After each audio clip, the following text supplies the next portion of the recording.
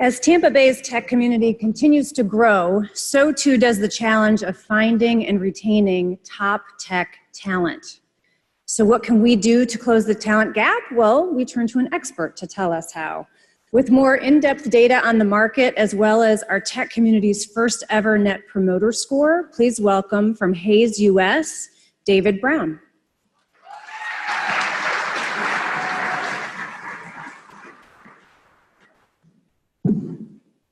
Great. First of all, before I get started, I'd like to say hats off to all of you, because as a person that employs technology people, supplies technology people, and pretty much my entire life revolves around people and their jobs, to see an event like this with such a high level of engagement is truly inspiring, and it says a lot about this association, but really about the strength and vibrancy of the tech community here in Tampa Bay. So just a little bit about me. As Jill said, my name is David Brown. I'm the US CEO for Hayes. I've been in the recruitment business for 21 years. When I got into the recruitment business and technology, I placed AS400 programmers and COBOL people. Yes, I am that old.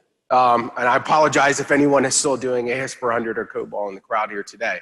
So in that time, in that 21 years, I've seen the dot-com boom and bust, the Y2K end of the world and subsequent, we still lived, the 9/11 recession, the period of time where all of the technology jobs that we have were going to go offshore and never to be seen again, the subsequent tech boom, the Great Recession, and now another tech boom that we're in today.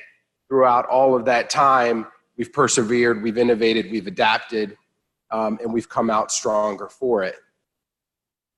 So Hayes, who is Hayes? If you're not familiar with us, I say that we are the biggest recruitment company you may never have heard of. We're actually the largest white-collar recruitment company anywhere in the world. We operate in 33 countries. We have 11,000 internal associates, and we find roughly 300,000 people a year new jobs. Here in the US, our business primarily revolves around the technology space, and we've been here in Tampa Bay for 19 years. I think we have a lot of expertise on the market, and that's really what I'm here to share with you today. So I have three main goals for this presentation. That's really to share with you some trends in the marketplace and what's happening out there, to address the skills gap and what I believe are the main reasons for that, and then suggest some things that we can do to close that gap. So first off, just so you guys know that I'm not making all of this up, the information that I'm about to share with you comes from our national salary guide. We do these annually. Last year, we had almost 3,000 respondents speak into this. A lot of the information is, of course, about salaries. We also ask questions about the general economy, hiring outlook, and how positive people are about the marketplace, the employment marketplace as a whole. So I'll jump into some of that data here right now. So economic growth, this is really an indicator of how people felt the economy would go this year. Did we feel positive about it? Did we feel negative about it? Did we feel neutral about it? And not surprisingly, 55% of our 3,000 respondents said they thought the economy would grow this year. And this was done the back end of last year. And congratulations to the 55% that said that. You're right. I think by any accounts, the economy is certainly flourishing at this point in time. Here in Florida, we were actually slightly more optimistic than the national average. 58% of our respondents said that they thought that the economy would grow. So by all measures, we're all feeling pretty good about that. So what about hiring trends? 41% of our respondents said that they thought they would hire more people this year than they did last year. A very strong number considering how high historically the hiring was last year in the tech space. Here in Florida, 34%. So we slightly underperformed the national average, and you might say, well, hey, that's not that great. Why did we underperform that? But let's keep in mind that against the historical benchmark that we had last year, I mean, this is like we're at all-time highs with hiring and technology. So 34% of you saying that you think that you'll hire more this year than you did last year is actually a really, really strong response. So by any measure, we're feeling pretty good about and optimistic about us hiring people, about the economy as a whole, and about the employment outlook overall. So as Jill mentioned, when they asked me to come and speak here today, we talked about doing a Net Promoter Score. First one in this area related to the Tampa Bay Technology Forum. If you're not familiar with the Net Promoter Score, this is one of the big trendy things in corporate America right now. And essentially what it measures is client loyalty, right? Customer and client loyalty. How people are how likely are people to buy from you again? So you all probably received this survey. We had over 300 respondents, but the question is how likely are you to recommend Tampa Bay as a good place to work in technology? And the results of that I'm here to share with you today. We had a Net Promoter Score of 34.8, which is very strong, very strong. Our average score was an 8 out of 10. So an average from all the 300 respondents being an 8 is incredibly strong, especially for the first time that you've ever done something like this. This is a very positive NPS. This says that you guys like working in technology in Tampa Bay and that you feel like this is a good place to work. And I have a word bubble here, right, with some of the key phrases that came through loud and clear. And I love these. I get excited about these. Things like growing, right, vibrant, that technology is booming, diversity. Do you guys really feel good about the tech employment market here? The other common theme that came up again and again, I love this one, was beaches. Several times beaches came up as a key reason to come and work in technology in Tampa Bay. And I guess that's as good a reason as any if you're trying to close someone why to come here. We're vibrant, we're growing, we love being here, we've got a diverse technology community, and we have amazing beaches. So sell what you have, right? And I believe that wholeheartedly. That's fantastic, so great job on that front. From a hiring priority standpoint, what are the key skills companies are going to look to be hiring for in this year? The three main ones, really no surprise: cloud services, cybersecurity, and business intelligence and data science. Not surprisingly, a lot of our panelists here today have been talking in those very same areas. And you see here some of the top jobs that we expect to be employed this year. So that's all great. Everyone's excited. The economy's good. We're going to hire more people. We've got these great skill sets. We love working in technology in Tampa Bay. We love our beaches. This is all fantastic. But there's a big problem. There aren't enough people to do all the jobs that we're looking for people, or looking for companies are looking for people to do. In fact, 70% cited a moderate to high skill shortage in the tech space. And quite honestly, I think that's probably even higher than that. So we've got a really big divide here, an optimistic hiring environment and not enough people to fill the jobs. So what are the main reasons that I see for the situation that we're in today? And I see four. There are four main reasons why we have the skill shortage. We have very few company-supported training and development programs. We have an ever-changing technology landscape. We still, even though we know this, we have rigid hiring standards, and our education system really hasn't set us up for success. So I'd like to talk about each one of those briefly and maybe some things that we can do to close that gap a little bit. So company-supported training, learning, and development. Only 27% of our respondents said that they offer formalized training for their employees. Very small percentage, but 93% of people in the tech space who educate self-educate. So what that says is there's a really strong thirst and passion for learning and getting better and doing new things, but very few companies are actually paying to do that. This one is kind of baked in, the changing technology landscape. It's part of like why we love being in technology. It's always changing, but by its very standard, as soon as we get used to looking for one skill set and developing another one, a new technology pops up and now everybody's got to shift over here and do that. So this one is probably the one that we can do the least about unless we want to stop evolving and adapting and changing technology, and I don't think any of us want to do that. 25% of jobs are threatened by automation. So again, this is just speaking to the fact that the skill sets that we need for tomorrow will change from the ones that we need today and the ones that we needed 3 years ago. Rigid hiring standards. We know this. We know that people are hard to find, but we continue to look for people with experience. We emphasize experience over potential, industry experience, technology experience. We look for people that have the exact thing that we need them to have as opposed to the right skills to do the job.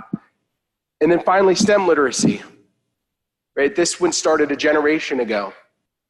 A generation ago, we as a nation did not invest enough into STEM literacy, STEM education, pushing people towards computer science so that when technology became a bigger and bigger part of what we do, that we would have the workforce there skilled and trained and able to do it.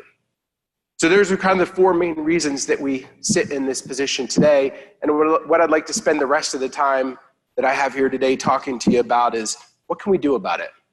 What are the things that we can do to try to close some of that gap? Number one, create a learning culture. Let's start to build environments and companies that are based on hiring people with the right aptitudes and abilities, and then create an environment where they can be successful by learning. We've got a series of top tips here that I won't run through with you.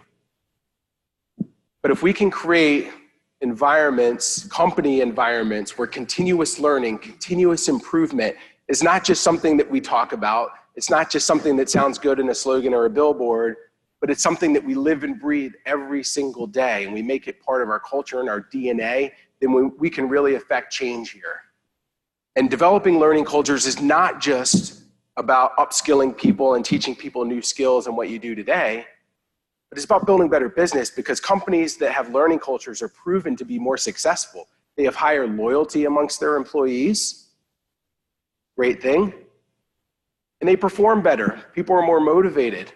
People that are motivated by their company investing in them then turn around and they produce more for you.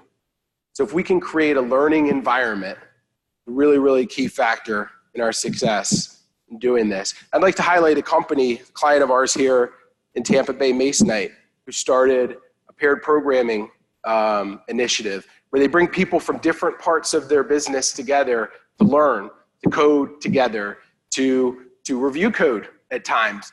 People from different parts of their development environment who may have different skill sets, different ways of looking at things, but they learn from each other. First of all, they'll develop better code, right? Which again is a good output for the business, but they're showing their employees that they're investing in them and they're teaching them new skills and they're giving them a pathway to learning new things. And again, that builds incredible loyalty and also develops the skill sets that you're looking for as we move forward. Relaxing some of the hiring requirements.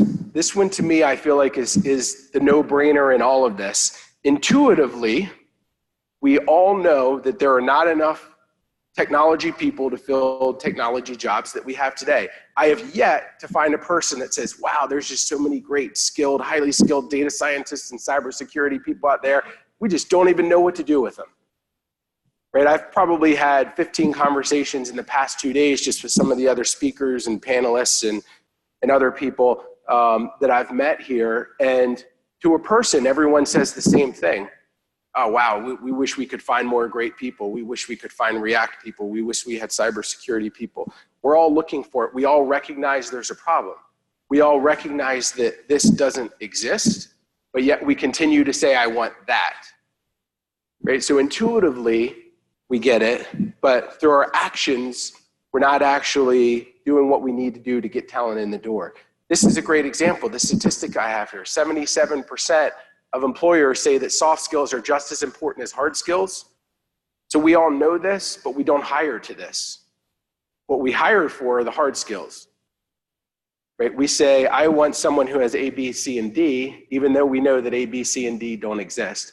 So what you create are small pockets of people, highly skilled people. That's part of the reason why pay escalates so rapidly in certain areas, because there's very limited supply and an extremely high demand. And meanwhile, a lot of jobs go unfilled, and there are people that are willing and able to do them if we would just relax our hiring standards and say, I'm going to hire for the right person, not the right skill set, and I'm going to have a culture of learning and development, and I'm going to groom people, kind of like a farm system. I'm going to groom people, right, to be the programmer, the security expert, the data scientist that I want them to be. It's the easiest way that we can close the skills gap that we have. PwC is a good example, another client of ours here in Tampa. You know, they hire a lot of people. Certain departments, they started to realize that we can hold out and look for the candidate that has everything that we need, but our jobs go unfulfilled. Maybe our client needs aren't met. Maybe our projects fall behind. So what are we going to do about it? Well, we're going to start an initiative, and we're going to start hiring people based on the soft skills. We're going to hire for aptitude and ability and not skill set. You know what? They were able to fill their needs. They were able to meet their demands. And now they've got a group of people that are incredibly loyal to them because they train them, they develop them in the skill sets of tomorrow. Part of closing the skills gap is not just attracting new talent to you, but it's not losing the people that you already have. So that's a challenge that I would throw out to everybody in this room today that's in a hiring capacity, is to look at saying, can I find the right person and teach them the rest? A lot more repeatable skill set than finding that perfect candidate. And then lastly, I mentioned one of the reasons for the position that we're in today is STEM literacy. Right? Again, this started a generation ago. Other countries, quite honestly, were more on the forefront of this than we were. A company like India, for example, saw science and technology as a pathway out of poverty, right? They retooled their education system to focus in this area, and now they've got a generation of people that have climbed out of poverty, have highly valuable skill sets, and they'll have great jobs for life. So we missed that boat a little bit. Right? That's why the skill shortage that we have here today is here. Because even if we did those first two things, if we hired for aptitude and ability, we created learning culture, there still would not be enough people. There's really several things that we can do. One is to invest our time and energy, and as leaders of the Tampa Bay technology community, I challenge all of you to do that. Right? So can your company support coding camps? STEM workshops? Can your company sponsor schools, learning facilities, places that retool folks in the marketplace? Can you get your business to do that? Maybe on an individual level, you could go and speak at a school and talk to people about the importance of science and technology, math, how it's the future. And then the last thing that you could do, I think, is just evangelize. We all can be evangelists for the technology space. And I'll leave you with kind of this thought. You know, I was 2 weeks ago sitting at my dining room table with my 9-year-old daughter, and we were talking about summer camps. And we were going through the camps, and we said, there's a tennis camp, there's a soccer camp, there's a movie camp, which, yes, that actually exists. It's a camp where you actually pay someone to let your kid go there and watch movies. I call that babysitting, not a camp. And then there was a STEM and robotics camp. And I said, oh, wow, this looks cool. And she says, oh, Dad, that's what the nerds do. I don't want to do that. That's so boring. Who wants to do like robot stuff? And who wants to do like STEM stuff, right? Like this is just not the cool stuff. And I thought to myself, as somebody that's on the soapbox all the time on this space, right, all the time, like people are tired of hearing me talking about it, at least in the workplace. And at home, I haven't evangelized this message, right? That my own daughter feels like what this isn't cool. And I'm like, hey, do you know what Dad does? Do you have any idea? Right? Or who knows? Maybe that was actually a poke at me. Who knows? She's 9. She's probably not sophisticated enough to do that. But it made me think. It made me think about this, that there's something that we can all do personally if we can evangelize and impact a person or two to say that, no, that's wrong. We're actually in the coolest space there is, right? We work, we do things that change the way we buy things, the way we see things. They change everything that we do. Every business now is impacted by technology. We build the technology that helps people live longer, that cures diseases, right? That impacts everything that we do. What is cooler than working in technology? For my book, there's nothing. There's nothing cooler than what we do. And we need to make sure that we spread the word, we get other people to know that, we bring more people in, we make the tent wider, we become more inclusive. We go out and we attract people for the right soft skills that we can bring in and train and develop. We create these learning cultures. We get more people under the tent, Great to see what a cool and amazing and incredibly rewarding space that we're in today. And if we do those things, I think we can close some of the gap that we have. So thank you very much for your time. Everyone.